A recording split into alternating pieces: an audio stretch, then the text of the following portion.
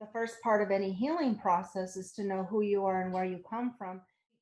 We went to the Friends of San Juan and then we went down to our ancestral village site, and there was really nothing to show our existence there. So I asked the superintendent then, Lee Taylor, I said, what would it take to put a reader board up? And she says, oh, the federal government, it's so slow, it would take 10 years to put a reader board up.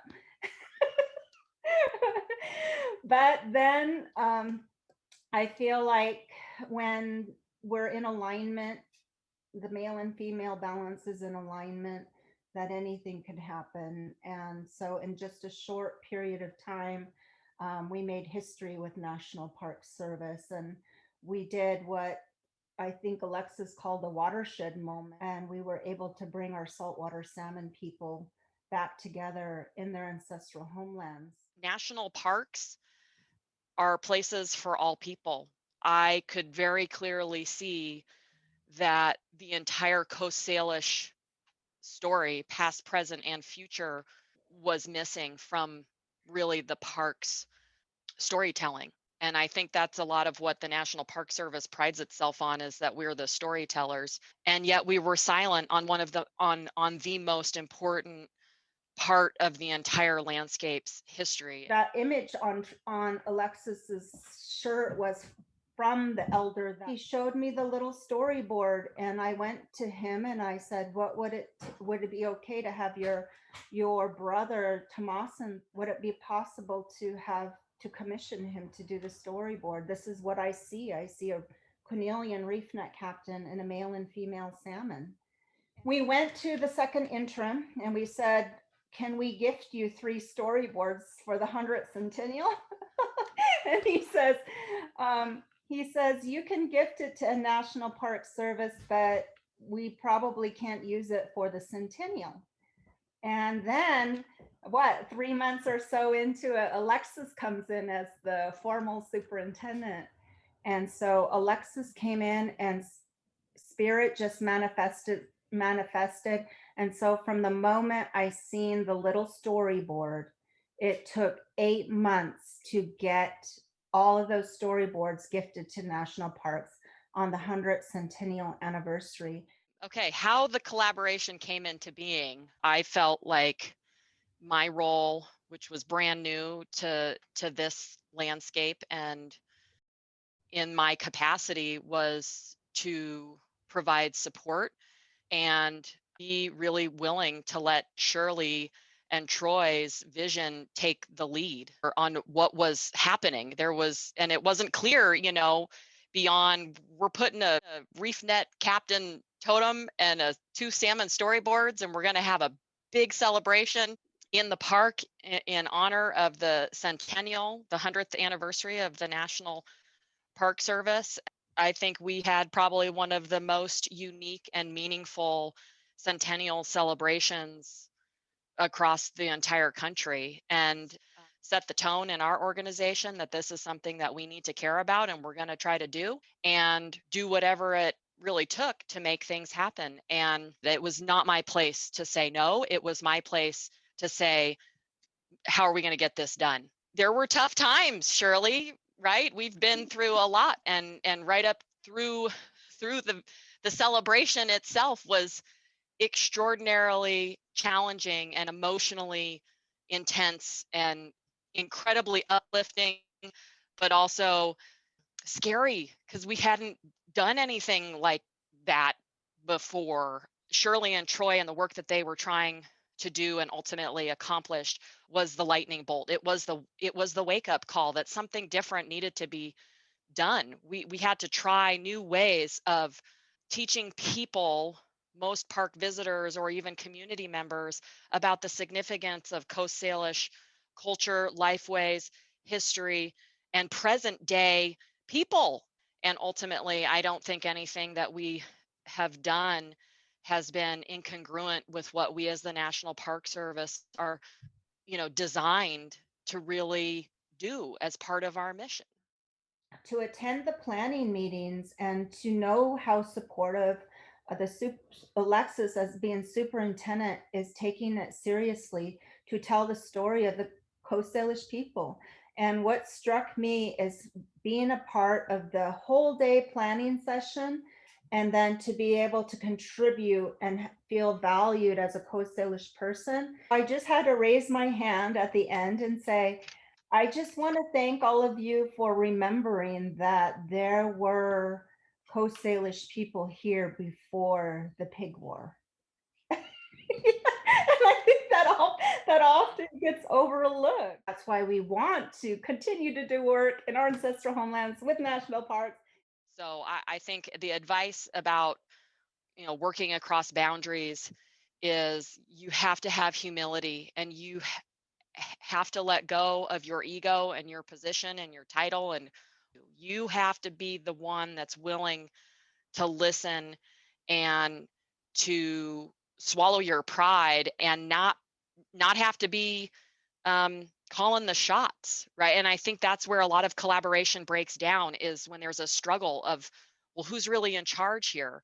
And that I think some of the most powerful collaborations are when somebody really does take the leadership role, and other people, groups fall in line to support and help make things possible. Collaboration is also not knowing where your end point is, and just being present with what's happening and seeing where it takes you. And boy, if you could have studied us from the time that we first met National Park Service, the things that you would have seen, right? I mean, just the energy in the room. I mean, Alexis was witness.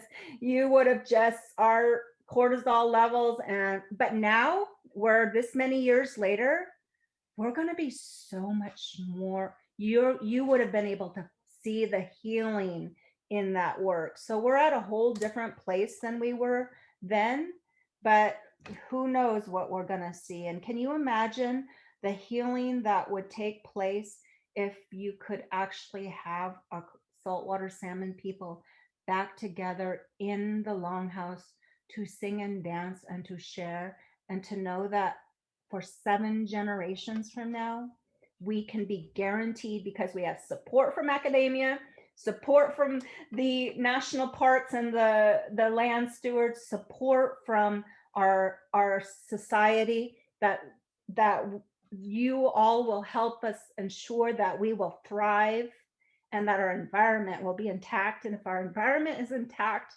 then our language is intact. And if our environment continues to be destroyed, then the ancestral language, the creation sounds, they will disappear. And Stokol knows that we hold sacred sounds of this place. So we don't want that to happen. So we just keep going.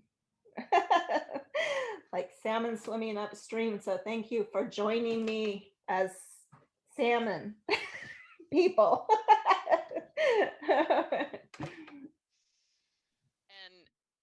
often she's 3 years ahead of us, and we're still trying to do the thing that she talked about 3 years ago, because it takes so much time, but it gives you something to look forward to. And so you don't think you're doing something that's just, there's a clean breaking point and then there's an end and that thing's been accomplished and then we're just moving on. It's a continuum. I think it's time for Western civilization, and especially, people working in the federal government, to listen and to let others lead, and to be the public servants we're designed to really be, which is to help people tell their story. And I think that's really what we've found. And the work with Troy and Shirley is unyielding commitment and goal and drive to do really important things. And it requires a community of people who believe in that vision and want to help them accomplish it. To be the door opener and to have to address this root cause of trauma from dislocation of place and inherent birthrights. And, now that we've gone through this struggle, I feel very honored to still be here alive and to still be passionate about carrying the work forward for all people and for nature. And I feel the tears that our elders, the anger that they held, the sadness, the sorrow, the fear of the exploitation, cultural appropriation, and intellectual property violations. That fear, to be bringing national parks and national monument together and have them witness our elders speak of this fear or this anger.